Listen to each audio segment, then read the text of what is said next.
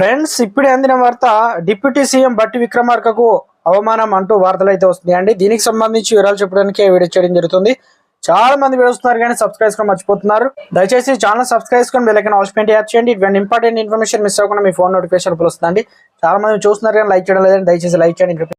కాంగ్రెస్ ప్రభుత్వంలో సాక్షాత్తు రాష్ట్ర ఉప ముఖ్యమంత్రి పవర్ కట్ సేవగా తగిలింది. బట్టి విక్రమార్క పాల్గొన్న ఓ మీటింగ్ లో కరెంటు పోయి దాదాపు 20 నిమిషాల పాటు ఆయన చీకట్లోనే ఉండాల్సి అయితే వచ్చింది. సిపిఐ నేత, డిప్యూటీ సీఎం, కాంగ్రెస్ సీనియర్ నేత బట్టి విక్రమార్క శనివారం భేటీ అయ్యారు. సిపిఐ రాష్ట్ర కార్యాలయంలో సమావేశం ప్రారంభమైన కాసేపటికే ప్రాంతంలో కరెంటు పోయింది.